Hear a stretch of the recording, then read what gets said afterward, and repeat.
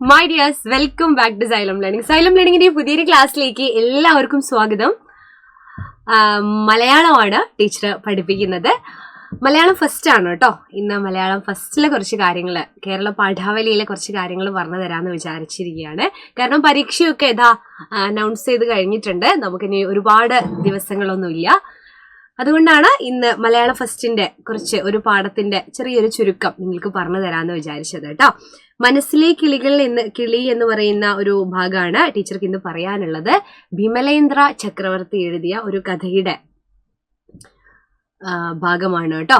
അപ്പോൾ ആരാണ് ഈ കഥയിലുള്ളത്, എന്തൊക്കെയാണ് ഈ കഥയിലുള്ളത് എന്നൊക്കെ നമുക്ക് ചെറുതായിട്ടൊന്ന് മനസ്സിലാക്കാം. കുഴപ്പമൊന്നുമില്ലല്ലോ അല്ലേ? അപ്പോൾ അതിനു മുന്നായിട്ട് കേരള പാഠാവലിയാണ് എന്ന് പറഞ്ഞു. കേരള പാഠാവലി അടിസ്ഥാന പാഠാവലിയും ഇപ്പോഴും ഒരു കൺഫ്യൂഷൻ ഉണ്ടാവാറുണ്ട് കേട്ടോ, പലർക്കും ഉണ്ടാവാറുണ്ട്. അപ്പം മലയാളം ഫസ്റ്റ് ആണേ. അടിസ്ഥാന പാഠാവലി എന്ന് പറയുമ്പോൾ മലയാളം സെക്കൻഡ് ആണ് കേട്ടോ. ഇത് മലയാളം ഫസ്റ്റ് ആണ്, കേരള പാഠാവലി. അറബിക്കും ഉറുദും സാൻസ്കൃതും പഠിക്കുന്നവര് മലയാളം ഫസ്റ്റ് പഠിക്കാറില്ല, കേരള പാഠാവലി. പക്ഷെ പരീക്ഷയ്ക്ക് വളരെ യൂസ്ഫുൾ ആകും എന്നുള്ളത് കൊണ്ടാണ് മലയാളം ഫസ്റ്റ് പഠിക്കുന്നവർക്ക് വേണ്ടിയിട്ട് കേട്ടോ ഇത്. ഓക്കെ, അപ്പോൾ എനിക്കിനി പറയാനുള്ളത്, നിങ്ങൾക്ക് എല്ലാവർക്കും അറിയാം മക്കൾ ഏത് ക്ലാസ്സിലാണ്? 7ാം ക്ലാസ്സിലാണ്. അപ്പോൾ ഇതുവരെ നിങ്ങൾ നമ്മളെ അവഞ്ചേഴ്സ് ബാച്ചിൽ ജോയിൻ ചെയ്തിട്ടില്ലെങ്കിൽ ഇപ്പോഴും അഡ്മിഷൻ നടന്നുകൊണ്ടിരിക്കുകയാണ്. എല്ലാ ക്ലാസ്സിലും ഉണ്ട്. ക്ലാസ് 4, 5, 6 അതുപോലെ 7ലും ഉണ്ട്. ഈ ഒരു നമ്പറിൽ കോണ്ടാക്ട് ചെയ്യുക. 9994000800 എന്ന് പറയുന്ന നമ്പറിൽ. നമ്മുടെ ക്ലാസ്സിന്റെ സ്പെഷ്യാലിറ്റി ഒക്കെ എല്ലാവർക്കും അറിയാൻ തോന്നുന്നു. പല എല്ലാവരും പറയാറുണ്ട്. ഡെയിലി ലൈവ് ക്ലാസ്സുകൾ, റെക്കോർഡഡ് ക്ലാസ്സുകളൊക്കെ ഉണ്ട്. കാരണം ഒന്ന് USS ഉള്ളതാണ് നമുക്ക്. അപ്പം ചാപ്റ്റേഴ്സ് ഒക്കെ വളരെ തറോ ആയെങ്കിൽ മാത്രമാണ് USS എന്ന് പറയുന്ന ആ ഒരു എയിമിലേക്ക് നിങ്ങൾക്ക് എത്താൻ കഴിയുള്ളൂ. അതുകൊണ്ടാണ് കേട്ടോ. അപ്പോൾ എല്ലാവരും വിളിക്കുക. അനിയന്മാരും അനിയത്തിമാരൊക്കെ ഉണ്ടെങ്കിൽ 4, 5, 6 ക്ലാസ്സിന്റെ ഡീറ്റെയിൽസ് ഒക്കെ നിങ്ങൾ പറഞ്ഞു കൊടുക്കുക. മറ്റ് ക്ലാസ്സുകളെല്ലാം ഉണ്ട്. ജൂനിയർ സെഷനിൽ ഇതാണ് നമ്മുടെ ഫീയും കാര്യങ്ങളൊക്കെ. 2750 രൂപയാണ് ഒരു വർഷത്തേക്കുള്ള ഫീ കേട്ടോ. അപ്പോൾ നമുക്ക് പരീക്ഷയ്ക്ക് ആദ്യത്തെ യൂണിറ്റ് എന്തായാലും ഉണ്ട്. ഭൂമിക്ക് വേണ്ടി ഒരു ലാവണ്യ ദൃശ്യോത്സവം. അത് ടീച്ചർ ഒരിക്കലും പറഞ്ഞു തന്നിട്ടുണ്ട്. ഒന്ന് യൂട്യൂബ് എടുത്ത് നോക്കിയാൽ മതി. പിന്നെ ഒരു ദിനാന്ത സഞ്ചാരം എന്ന് പറയുന്ന മറ്റൊരു കവിതയുണ്ട്. അതുകൂടാതെ മനസ്സിലെ കിളി. ദിനാന്ത സഞ്ചാരം ടീച്ചർ പറഞ്ഞു തന്നിട്ടില്ല എന്ന് തോന്നുന്നു. നമുക്ക് പറയാം കേട്ടോ. ഇനിയിപ്പോൾ മാരത്തോണൊക്കെ വരാനിരിക്കുകയാണല്ലോ. മനസ്സിലെ കിളി എന്ന് പറയുന്ന ആ ഒരു പാഠഭാഗത്തെക്കുറിച്ച്, അതിൻ്റെ ഒരു അവലോകനമൊക്കെ ചെറിയ രീതിയിൽ നിങ്ങൾക്ക് ഒരു ഐഡിയ ഉണ്ടാക്കാൻ വേണ്ടിയിട്ട് പറഞ്ഞുതരാവേ. അപ്പോൾ നമ്മുടെ കഥയിൽ ആരൊക്കെയുള്ളതെന്ന് വെച്ചാൽ പിക്ലു എന്ന് പറയുന്ന ഈ ഒരു ആൺകുട്ടിയുണ്ട്. അതുപോലെ മൈനയുണ്ട്. പിക്ലുവിന്റെ ഏട്ടനായ ടോട്ടനും ഈ കഥയിലുണ്ട്. പിക്ലുവും മൈനയും ടോട്ടനുമാണ് ഈ കഥയിലെ പ്രധാന കഥാപാത്രങ്ങൾ. അപ്പൊ കഥയിലോട്ട് എന്താണ് ഈ കഥയിൽ പറയുന്നത് എന്ന് നമുക്ക് നോക്കാം. മനസ്സിലെ കിളി എന്നാണ് പാഠത്തിന്റെ പേര്. വിമലേന്ദ്ര ചക്രവർത്തിയാണ് നമ്മുടെ കഥ എഴുതിയിരിക്കുന്നത്. പാഠവിശകലനത്തിലേക്ക് പോകുമ്പോൾ ഒന്നുമില്ല. വേനൽ അവധിക്ക് പിക്ലു എന്ന കൊച്ചുകുട്ടി പക്ഷികളോടുള്ള അഗാധമായ സ്നേഹം വളർത്തിയെടുക്കുകയാണ്. നമ്മളെ വെക്കേഷന്റെ സമയത്ത് നമുക്ക് പല പ്രവർത്തനങ്ങളും ഉണ്ടാവും അല്ലെ. ചിലർക്ക് മൊബൈൽ ഗെയിമുകളൊക്കെയാണ് ഇപ്പോൾ കൂടുതലായിട്ട് കളിക്കുന്നത്. പക്ഷേ കുറച്ചു കാലം മുൻപ് വരെ, ഞങ്ങളുടെയൊക്കെ ഒരു കാലത്തൊക്കെ മറ്റു പല ആക്ടിവിറ്റീസും ആയിരുന്നു വെക്കേഷൻ കാലത്ത് നമുക്കൊക്കെ ഉണ്ടായിരുന്നത്. തൊടിയിലെയൊക്കെ മരങ്ങളുടെ എണ്ണം എടുക്കുക, മരങ്ങളുടെ പേരുകൾ എഴുതുക, തൊടിയിലും പറമ്പിലൊക്കെ വരുന്ന പക്ഷികളുടെയും അതുപോലെ ചില ജീവികൾ, പ്രത്യേക ജീവികളെയൊക്കെ ഒന്ന് ഒബ്സർവ് ചെയ്ത് അതിനെക്കുറിച്ചൊക്കെ നിരീക്ഷണക്കുറിപ്പൊക്കെ എഴുതി വെക്കുന്ന ഒരു ശീലമൊക്കെ പണ്ട്, കുറച്ചും കൂടെ നിങ്ങളുടെ അമ്മയോടൊക്കെ ഒന്ന് ചോദിച്ചു നോക്കിയാൽ മതി. ഞങ്ങളുടെയൊക്കെ കാലത്ത് അങ്ങനെ അതൊരു ഗെയിമായിട്ട്, ഒരു എന്റർടൈൻ ഗെയിമായിട്ട്, അല്ലെങ്കിൽ ഒരു സമയം നമ്മൾ ഫ്രീ ടൈം യൂസ് ചെയ്തുകൊണ്ട് ചെയ്യുന്ന കുറേ കാര്യങ്ങളായിരുന്നു അതൊക്കെ കേട്ടോ. അതുപോലെ ഈ കുട്ടി എന്താണ് ചെയ്തത്? നമ്മുടെ പിക്ലു വേനൽ അവധി കാലത്ത് പക്ഷികളോടുള്ള അഗാധമായ ഒരു സ്നേഹം വളർത്തിയെടുക്കുകയാണ് ചെയ്യുന്നത്.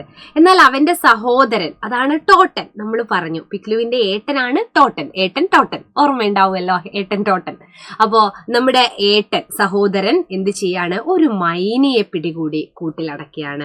അപ്പോൾ ഇത് പിക്ലു കണ്ടിട്ട് പിക്ലുവിന് ആകെ വിഷമം വരികയാണ്. കാരണം പിക്ലുവിനും പക്ഷികളോട് അഗാധമായ ഒരു ഇഷ്ടമാണ്. പക്ഷികളെ സംരക്ഷിക്കണം എന്നൊക്കെ ഉള്ളതാണ് പിക്ലുവിന് ആഗ്രഹം. എന്നാൽ ഏട്ടൻ നേരെ തിരിച്ച് ആ ഒരു പക്ഷിയെ, അത് മൈനയെ കൂട്ടിലടക്കുകയാണ് ചെയ്യുന്നത്. അപ്പോൾ മൈനയുടെ കഷ്ടപ്പാടുകൾ കണ്ട് മനസ്സലിയുന്ന പിക്കുലു എന്ത് ചെയ്യാണ്? കൂട്ടിലടച്ച പക്ഷിക്ക് അല്ലെ, ബന്ധുര കാഞ്ചനക്കൂട്ടിലാണെങ്കിലും ബന്ധനം തന്നെ പാരിൽ. ഏത് സ്വർണ്ണക്കൂട്ടിലാണെങ്കിലും കൂട്ടിലിരിക്കാൻ പക്ഷികൾക്ക് ഇഷ്ടമുണ്ടാവില്ല. അതിന്റെ ലോകം എന്ന് പറയുന്നത് ആകാശമാണ് അല്ലെ. ആകാശത്തിന്റെ ഉയരങ്ങളിലേക്ക്, അതിന്റെ സ്വാതന്ത്ര്യത്തിലേക്ക് പറക്കാനാണ് എല്ലാ പക്ഷിയും ഇഷ്ടപ്പെടുന്നത്. അപ്പോൾ നമ്മുടെ മൈനയ്ക്കും ഇത് തന്നെയാണ് ആഗ്രഹം. അതിന്റെ കൂട്ടിലിരുന്നു കൊണ്ടുള്ള അതിന്റെ കഷ്ടപ്പാടൊക്കെ കണ്ടിട്ട് പിക്കുലുവിന്റെ മനസ്സലിയാണ്. അപ്പൊ പിക്കുലു എന്ത് തീരുമാനിക്കുന്നു? അതിനെ സ്വതന്ത്രമാക്കാൻ തീരുമാനിക്കുന്നു.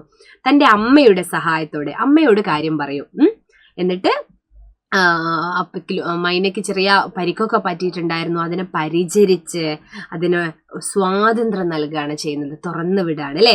കഥയിലുടനീളം പ്രകൃതിയോടുള്ള സ്നേഹവും അതിന്റെ സംരക്ഷണത്തിന്റെ ആവശ്യകതയും കഥാകൃത്ത് ഊന്നി പറയുന്നുണ്ട്. നമ്മളെ പ്രകൃതി എന്ന് പറയുന്നത് നമുക്ക് മാത്രമുള്ളതല്ല എന്ന് തന്നെയാണ് ഈ ഒരു ഭാഗത്തിലൂടെയും പറയുന്നത് അല്ലെ. നമ്മൾ ആദ്യം പഠിച്ച ഭൂമിക്ക് വേണ്ടി ഒരു ലാവണ്യ ദൃശ്യോത്സവത്തിലും രണ്ടാമത്തെ ദിനാന്ത സഞ്ചാരം എന്ന കവിതയിലൊക്കെ പ്രകൃതിയുമായിട്ട് ബന്ധപ്പെടുത്തിക്കൊണ്ട് പ്രകൃതിയെ നമ്മൾ സ്നേഹിക്കണം, പ്രകൃതിയെ നമ്മൾ സംരക്ഷിക്കണം എന്നുള്ള ഒരു മെസ്സേജാണ് തരുന്നത്. പ്രകൃതിയിലുള്ള ജീവജാലങ്ങളും അതിന്റെ ഭാഗമാണ് അല്ലെ, പക്ഷികളും മൃഗങ്ങളൊക്കെ. അതാണ് ഈ ഒരു ഭാഗത്തും പറയുന്നത്. അപ്പോൾ പക്ഷികളുടെ സ്വാതന്ത്ര്യത്തിൽ പിക്കിലു സന്തോഷം കണ്ടെത്തുന്നു. ഓരോരുത്തർക്കും ഓരോന്നായിരിക്കും സന്തോഷം. ചിലർ മീനിനെയൊക്കെ വളർത്താൻ വലിയ ഇഷ്ടമായിരിക്കും ചിലർക്ക്. എന്നാൽ ചിലർക്ക് എന്താണ്, ആ മീനിനെ വളർത്തുന്നതിനെക്കാട്ടും അതിനെ ആറ്റിൽ കൊണ്ട കളഞ്ഞിട്ട് അവിടുത്തെ സ്വാതന്ത്ര്യം ആ മത്സ്യങ്ങൾ ആസ്വദിക്കട്ടെ, ആഘോഷിക്കട്ടെ എന്നാണ് ചിലർ കരുതാറുള്ളത്. അതുപോലെ തന്നെ ചിലർ പക്ഷിയെ കൂട്ടിലടയ്ക്കുന്നു, എന്നാൽ പക്ഷിക്ക് അതിന്റെ സ്വാതന്ത്ര്യം കൊടുക്കുന്നതിലാണ് ചിലർ സന്തോഷം കണ്ടെത്തുന്നത്. അങ്ങനെയുള്ള ആളായിരുന്നു നമ്മുടെ പിക്കുലു. അപ്പൊ പ്രകൃതിയുമായുള്ള ഐക്യത്തിന്റെ പ്രാധാന്യം വ്യക്തമാക്കുന്ന ഒരു കഥ കൂടിയാണ്. സ്വാതന്ത്ര്യം എല്ലാ ജീവജാലങ്ങളുടെയും അവകാശമാണെന്ന് ഓർമ്മപ്പെടുത്തുന്ന ഈ കഥയിലെ കൂട്ടിലടച്ച മൈനയുടെ ദുഃഖം വേദനയുണർത്തുന്നു. മൈനയ്ക്കുള്ള ആ ഒരു വിഷമം അല്ലെ, കൂട്ടിൽ കിടന്നുകൊണ്ടുള്ള ആ ഒരു വിഷമം അത് പിക്കുലു കാണുകയാണ്. പിക്കുലുവിന്റെ മൈനയോടുള്ള കരുണയും, മൈനയോട് ഒരു കരുണ അല്ലെ, അയ്യോ സങ്കടം തോന്നുകയാണ്, സഹാനുഭൂതി തോന്നുകയാണ്. അത് കഥയുടെ കാതലാണ്. ഇതാണ് കഥയുടെ അടിസ്ഥാനം എന്ന് പറയുന്നത്. മൈനയോടുള്ള ആ കുട്ടിക്ക് തോന്നുന്ന ഒരു സഹാനുഭൂതി, അതും ഈ ഭൂമിയുടെ അവകാശിയാണ് എന്നുള്ള ആ ഒരു ചിന്തയാണ് പിക്കുലുവിൽ ഉണ്ടാവുന്നത്. കുട്ടികളിലെ അനുകമ്പ വളർത്താൻ ഇത് സഹായിക്കുന്നു അല്ലെ. നമ്മൾ ഈ കഥ പഠിക്കുന്നതിലൂടെ എന്താണ്, നമുക്കും ഇങ്ങനെ അത് ചെയ്യുന്നത് തെറ്റാണ്, കൂട്ടിലടയ്ക്കുന്നത് തെറ്റാണ്, അതിൻ്റെ സ്വാതന്ത്ര്യത്തിലേക്ക് അതിനെ പറത്തിവിടുകയാണ് വേണ്ടത് എന്ന് നമ്മൾ തിരിച്ചറിയണം. അതിനൊക്കെ വേണ്ടിയിട്ടാണ് ഇത്തരത്തിലുള്ള കഥകൾ നമ്മൾ പഠിക്കുന്നത്. പിക്കുലു എന്ന കൊച്ചുമിടുക്കൻ, അവന്റെ അമ്മ, ചേട്ടൻ എന്നിവരെയെല്ലാം ഹൃദ്യമായി ചിത്രീകരിച്ചിരിക്കുന്ന കഥ നിഷ്കളങ്കവും ലളിതവുമായ ഭാഷയിലാണ് രചിച്ചിരിക്കുന്നത്. അപ്പോൾ ഇതാണ് നമ്മുടെ കഥ എന്ന് പറയുന്നത്. നമുക്ക് പരീക്ഷയ്ക്ക് വരുന്നതാണ്. മനസ്സിലെ കിളി എന്ന് പറയുന്ന പാഠഭാഗമാണ്. അപ്പോൾ മറ്റൊരു ഭാഗവുമായിട്ട് ടീച്ചർ വീണ്ടും വരുന്നതായിരിക്കും. അപ്പൊ എല്ലാവർക്കും എന്താണ്, നിറഞ്ഞ സ്നേഹം. അപ്പോ മറ്റൊരു ക്ലാസ്സിൽ കാണാം കേട്ടോ. സ്നേഹത്തോടെ ഇപ്പൊ ടീച്ചർ പോവാണ്. അപ്പൊ നിങ്ങൾ എന്ത് ചെയ്യണം, നമ്മുടെ ക്ലാസ്സുകൾ കാണാൻ വേണ്ടിയിട്ട് യൂട്യൂബ് ചാനൽ സബ്സ്ക്രൈബ് ഒക്കെ ചെയ്യുക. വാട്സപ്പ് കമ്മ്യൂണിറ്റി ഗ്രൂപ്പ് ഫ്രീ ആണ്, ജോയിൻ ചെയ്യുക. ടീച്ചർ നേരത്തെ പറഞ്ഞ അവഞ്ചേഴ്സ് ബാച്ചിൽ താല്പര്യമുള്ളവരെ ജോയിൻ ചെയ്യുക കേട്ടോ. അപ്പോൾ ബൈ.